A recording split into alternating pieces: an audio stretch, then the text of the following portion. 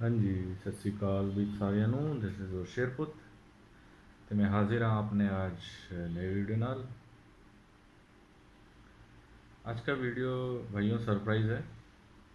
Again एक hidden सूरमे, सूरमा नहीं सूरमे, तो जिनके बारे में हिस्ट्री में है तो सही बट इतना ना हमारी बुक्स में है, ना बताया जाता है, क्योंकि it's a so called Nehru version of history what we are we have been reading for years। ये सिख वॉरियर थे और इन्होंने उन गुस्ताख बेगैरत मुगलों की जो हालत पतली की थी, ये उससे रिगार्डिंग कि कैसे उन्होंने मुगलों की धज्जियां उड़ाई। अब जी स्टार्ट करते हैं, ज़माना थोड़ा पीछे चलते हैं। गुरु गोबिंद सिंह महाराज ज्योति जोत समा गए थे, समाधि ले ली थी उन्होंने 1708 में। ये काफ़ी लोगों को पता है। उसके बाद 1715 तक, 1708 से 1715, 6 से 7 साल बाबा बंदा सिंह बहादुर जी का पहला खालसा राज पंजाब, हरियाणा और कुछ वेस्ट यूपी तक रहता है। फिर 1715 में बंदा सिंह बहादुर जी को शहीद कर दिया जाता है फारूक सीआर के अंडर में। और 1715 से लेकर 1715 से लेकर 1748 आप समझें, या 1745 तक, अब आप देख लीजिए 30-35 साल सिखों की हालत बहुत ख़राब होती है। वो जंगलों में रहते हैं क्योंकि खालसा राज ख़त्म हो चुका होता है। मुग़लों ने रेड डालना शुरू कर दिए, जहाँ भी सिख देखे मार दो, उनके सरों के इनाम रखे जाते हैं। तो 1715 से 1748 के बीच में ही एक वाक़या होता है, जब गोल्डन टेम्पल हरमंदर साहिब पे एक ऐसा मनूस बदजात बेगैरत इंसान काबिज़ हो जाता है, जो कि ना सिर्फ हरमंदर साहब को दूषित पलीत करता है, वहाँ पे लड़कियाँ नचाता है, ठीक है, वहाँ पे शीशे पीता है, ठीक है। तो उस हरामजादे, उस बेगैरत कमीने का जो सर्वनाश करते हैं, वो ऐसे दो सिख बहादुर सूरमे थे जिनका नाम था सुक्खा सिंह और मेहताब सिंह। जी हाँ, आज की कहानी उन दो बहादुर सूरमों के लिए है, जिनका एक का नाम था सुक्खा सिंह और दूसरे का नाम था मेहताब सिंह भंगू। सुक्खा सिंह कंबो की जगह से थे, अमृतसर की। लेकिन अब आप ये बात देखिए कि सीन क्या होता है। सीन ये होता है कि जब 1715 बाबा बंदा सिंह जी बहादुर शहीद होते हैं मुग़लों के हाथों, उस समय में पंजाब का गवर्नर था अब्दुल समद खान, जब उन्हें गुरदास नगल में पकड़ लेते हैं, ठीक है। उसमें भी कई गद्दारियाँ हुई थी, काफ़ी चीज़ें हैं, क्योंकि कुछ ग्रुपों ने बाबा बंदा सिंह जी बहादुर के बारे में ट्रेटर्स से बिट्रे कर दिया था। वो मैं एक अलग वीडियो बनाऊंगा कि कभी बाबा बंदा सिंह जी बहादुर कैसे पकड़े गए, उनके बारे में इन्फॉर्मेशन कैसे लगी, वो उन गद्दारों की वीडियो भी मैं बनाऊंगा। लेकिन ये कहानी सुनी। तो जी शहीद होने के बाद जो अब्दुल समद खान होता है, उसने रेड डालना शुरू करा, सिखों के बच्चों को मारो, सिख कौम को ही ख़त्म कर दो पंजाब से, क्योंकि पंजाब मुग़लों का गढ़ था। सारे इन्वेडर वहीं से आते थे, मुसलमान, पंजाबी मुस्लिम, और जो दिल्ली का जो था बेसिकली जो सरहिंद था, तो वो एक बहुत बड़ा किला था जिसने पंजाब फतेह कर लिया, समझ लो आधा हिंदुस्तान फतेह। उस टाइम की बात करो, क्योंकि पंजाब फतेह तो दिल्ली फतेह करना फिर टफ नहीं होता था, और दिल्ली फतेह तो फिर हिंदुस्तान फतेह। तो बाबा बंदा सिंह जी बहादुर ने जो 6-7 साल राज किया है उसमें उन्होंने पंजाब ही फतेह किया, सरहिंद फतेह किया, समाना फतेह किया, काफ़ी जगह जो है आपके पटियाला, अमृतसर, सारा मतलब जो पंजाब था इंक्लूडिंग पाकिस्तान, और वो इससे मुग़लों को मिर्ची लग गई थी। तो ये चाहते थे कि ये सिख जो कौम है ना, ये इस धरती से ख़त्म हो जाए, लेकिन ऊपर वाले को कुछ और मंजूर था, गुरु की बख्शिश थी। जब साक्षात भगवान ही हमारे साथ हों, कहते हैं ना पंजाबियों से कहते हैं कि अकाल पुरख की फ़ौज, गुरु की फ़ौज करेगी मौज। जब भगवान ने फ़ौजें खुद तैयार की हों, जब शेर अपने हाथों से बनाए हो ना, तो ये कुत्ते बिल्ले कुछ नहीं बिगाड़ सकते। ठीक है, और यही हुआ। गिनती में कम होते हैं शेर, लेकिन शिकार ज़्यादा करते हैं। तो अब जी उसके बाद जी 1739 आता है, 1739, नादिर शाह भारत में कदम रखता है। ईरानी राजा था, कोहिनूर, दरिया नूर, और ये सब आपने कहानी सुनी होगी, ले जाता है। तो उस समय में अब मैंने आपको बताया कि एक अब्दुल समद खान था जो बाबा बंदा सिंह जी बहादुर के टाइम में पंजाब का गवर्नर था। उसका जो बेटा होता है उसका नाम होता है जकरिया खान। तो जकरिया खान बेसिकली 1726 से 1745, मतलब ऑलमोस्ट लगभग 20 साल वो पंजाब पे राज करता है। तो उस समय में नादिर शाह जब यहाँ से आता है तो वो नादिर शाह से सौदा कर लेता है कि भाई तू इंडिया को लूट, इंडिया की लड़कियाँ ले जा और मेरे को छोड़ दे, तेरे को जितना सोना हीरे जवाहरात ये मेरी हुकूमत कायम रहनी चाहिए, क्योंकि वो पावरफुल था। उस समय में मुग़ल सल्तनत कमज़ोर और बर्बाद थी। तो ये क्या लूट मार चलती थी। अब जब नादिर शाह आया तो उनके ऊपर भी रेड डाली गई थी। उस समय में बड़े जर्नैल थे उसमें, जंगलों में से लेकर, तो उस समय क्या है ना, सिखों को तितर बितर कर दिया गया था 1715 से 1745 तक, कब ना 30 साल। वो जंगलों में गए, घोड़े पे ही सोते थे, घोड़े पे उठते थे, कुछ खाने को मिलता नहीं था, चने खाते थे। फिर कुछ पहाड़ों में भाग गए, फिर आपके कुछ डेजर्ट में भाग गए, मतलब रेगिस्तान में। तो जी ऐसा ही एक वाक़या होता है उस टाइम में, जकरिया खान के टाइम में, जब ये नादिर शाह आता है। तो नादिर शाह आता जा रहा होता है लड़कियां छुड़ा के, तो उस समय में सिख रेड डालते हैं, लड़कियां छुड़ा देते हैं, और ऐसे कई। तो जकरिया खान भी देखता है कि यार ये क्या हो रहा है, मतलब वो तो उसने तो सौदा किया था। तो फिर नादिर शाह कहता है यार सिखों ने तुम्हारा काम ख़राब कर दिया, तो उसे और चिढ़ मचती थी क्योंकि उसने तो सौदा किया था ना। तो मुग़ल और ये ईरानी जो है थे, तो ये सब साले एक इन्वेडर ही थे। तो सिख के है ना, इनका गुरिल्ला वॉर टैक्टिक करते थे, क्योंकि उस समय गरीब थे, जंगलों में थे, लाइक शिवाजी। तो ये सबसे परेशान होकर जकरिया खान ने क्या करा कि इन्वेस्टिगेट किया, नादिर शाह से पूछा, और ये सब इन्वेस्टिगेट उन्होंने कहा जी इनको इतनी ताकत, इनका सोर्स ऑफ पावर क्या है, ये हमेशा हमें हरा देते हैं, हमेशा हम जब भी इंडिया से दौलत और लड़कियां लूट के ले जा रहे होते हैं, उन्हें बेचने के लिए, स्लेव बनाने के लिए, सेक्स स्लेव बनाने के लिए, कहीं और मर्दों को गुलाम बनाने के लिए। वो कहते हैं जी इनका जो पावर ऑफ जो सोर्स ऑफ पावर है वो है हरमंदर साहब, जिसे आबे हयाल कहते हैं। आबे हयाल, आबे हयाल का मतलब होता है, आब का मतलब पानी, तालाब, हयाल मतलब अमृत। तो इनका जो सोर्स ऑफ पावर है अमृत, मतलब अमृत, आबे हयाल, इसको पी के ये साले बब्बर शेर हो जाते हैं। एक सिख 15-15 या 20-20 बंदों पे भारी होता है।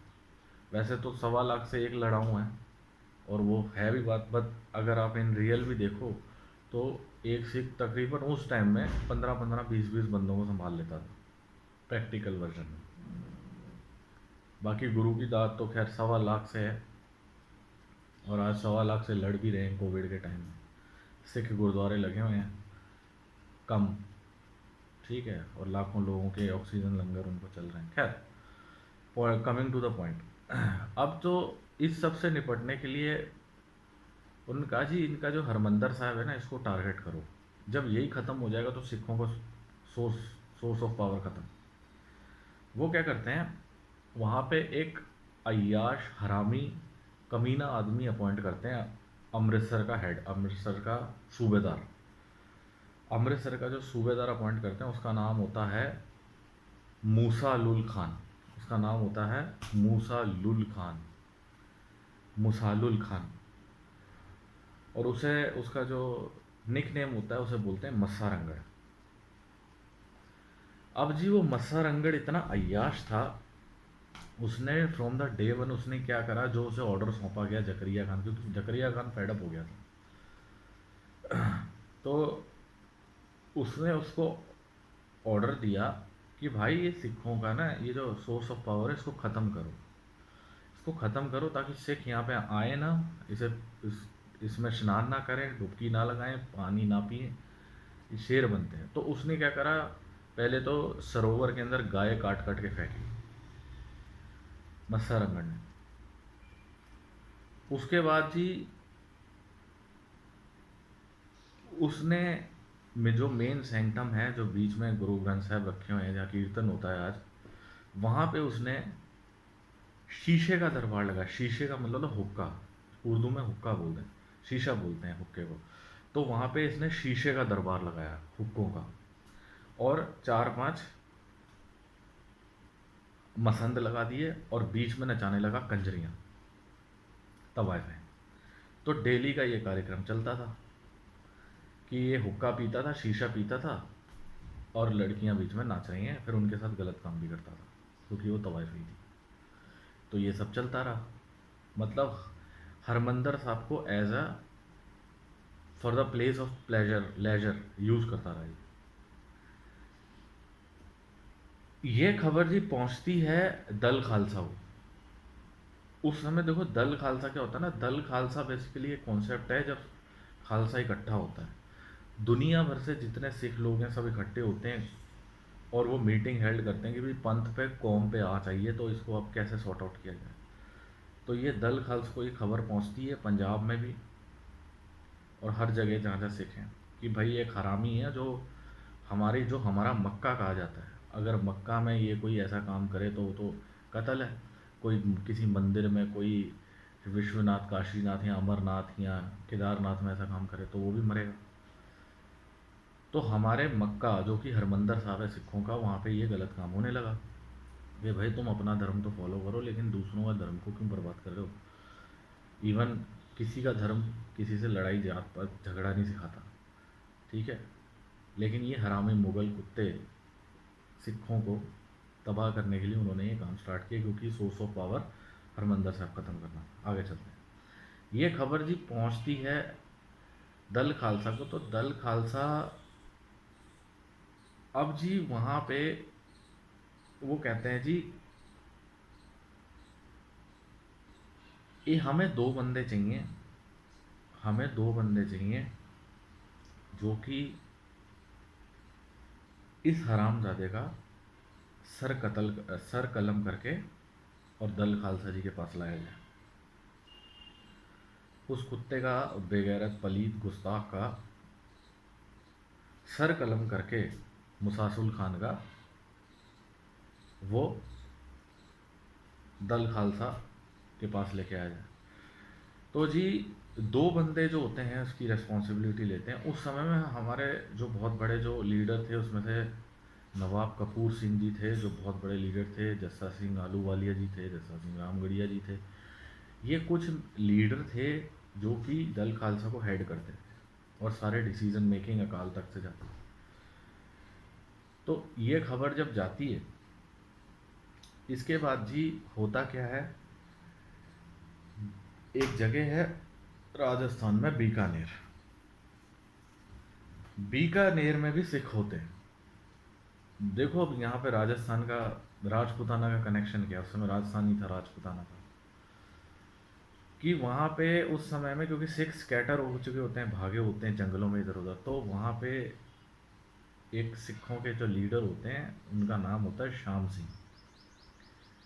श्याम सिंह, उनको भी ये खबर पहुंचती है, और बैंड ऑफ खालसा बेसिकली जो अलग अलग, जैसे कुछ हिमाचल में अलग ग्रुप था, पंजाब में अलग था, और राजस्थान में अलग था, तो वहाँ पे एक बंदे होते हैं श्याम सिंह, तो श्याम सिंह जी को भी पता लगती है। तो उन्हीं के साथ एक बंदे होते हैं जिनका नाम होता है मेहताब सिंह भंगू। वो हाथ खड़ा करते हैं कि मैं जाऊंगा, इस हरामजादे का सर कलम करके मैं लेके आऊंगा। और पंजाब में अमृतसर से एक बंदे होते हैं जिनका नाम होता है सुक्खा सिंह।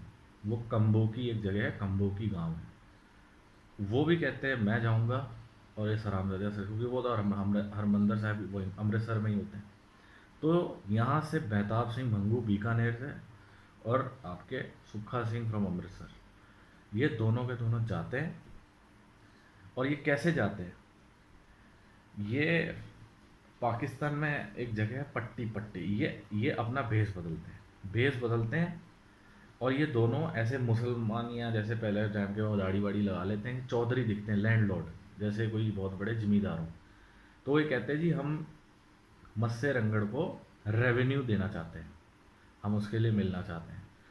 तो मुगल देखते जी हमारे जैसे ही हैं, दाढ़ी वाड़ी पगड़ी बिल्कुल मुगलों स्टाइल की। तो वो कहते जी हमें रेवेन्यू देना है, हमें हरमंदर साहब जाके गोल्डन टेम्पल जाके हमें मत्स्य रंगड़ जी से मिलना है। जी तो वैसे मैं लगा नहीं रहा, वैसे ही वो खुद बोलते हैं। तो जी वो जाते हैं।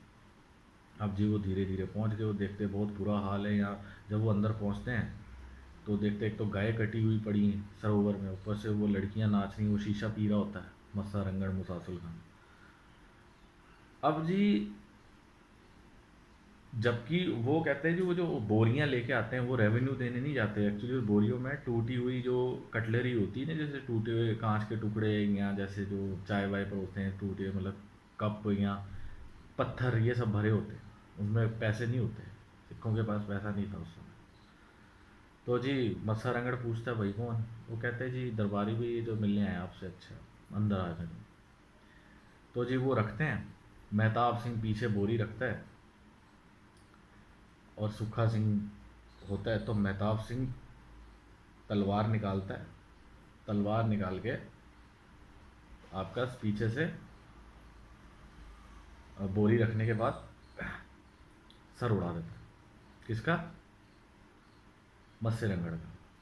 और सुखा सिंह क्या करते हैं कि जो दरबारी होते हैं अंदर मुगलों के होली सैंक्टम में, मतलब दरबार साहब के उसमें, उनको कत्ल करके दोनों के दोनों, सुखा सिंह उनके सैनिकों को और मेहताब सिंह आपके मत्स्य रंगड़ को ख़त्म करके सिर बोरी में डाल के, ठीक है, दोनों के दोनों अपना बिल्कुल जो उन्होंने मुगलों वाला जो रूप होता है वो बना के, मतलब भेष बना के कपड़े वपड़े, वो चले जाते हैं बीकानेर। और श्याम सिंह जी को रेगिस्तान में उसका जो सर होता है वो दिखाते हैं, ये लो जी हम मत्स्य रंगड़ का सर ले आए। तो ऐसे जी अंत होता है मत्स्य रंगड़ उस जालिम पलीत बेगैरत इंसान का जिसने हमारे श्री हरमंदर साहब जी को पलीत किया। उसके बाद सुखा सिंह अब्दाली से लड़ते लड़ते उस समय शहीद हो जाते हैं। फिर जस्सा सिंह आलूवालिया जी फिर अब्दाली पर अटैक करते हैं। वो फिर वो बात की कहानी है, जब अब्दाली फिर आएगा पानीपत होगा, वो फिर उसकी बात की कहानी है। मैंने आपको जो थी दो कहानियाँ बताई, दो बंदों की कहानी है जिसमें सुखा सिंह मेहताब सिंह, इन दो ब्रेव सिखों की कहानी जिन्होंने अपने शहीदी डालकर श्री हरमंदर साहब जी को बचाया। और ऐसी ही कई शहीदियाँ हिंदुस्तान में सिखों ने, पंजाबियों ने दी, जिसकी वजह से आज लाल किले पे झंडे झूल रहे हैं। फिर चाहे वो, मतलब मैं कहता हूँ कि क्योंकि मुग़लों के दौर में बेसिकली सिखों का स्ट्रगल ज़्यादा रहा है, तो और मराठों का। तो मैंने आपको एक कहानी जो मैंने बताई है, और बाकी मैं वीडियोस और लाता रहूँगा। मैंने ये कहानी पढ़ी तो मुझे बहुत अच्छा लगा। और हमें ऐसे सूरमाओं से सीखना चाहिए कि हम अपनी ज़िंदगी में पॉजिटिव कैसे रहें इतना नेगेटिव होने के बाद। जब सब कुछ नेगेटिव हो तो ऊपर वाले को याद रखो, हौसले बुलंद रखो, शेरों की तरह रहो, तभी फतेह हासिल होती। जय हिंद, जय भारत।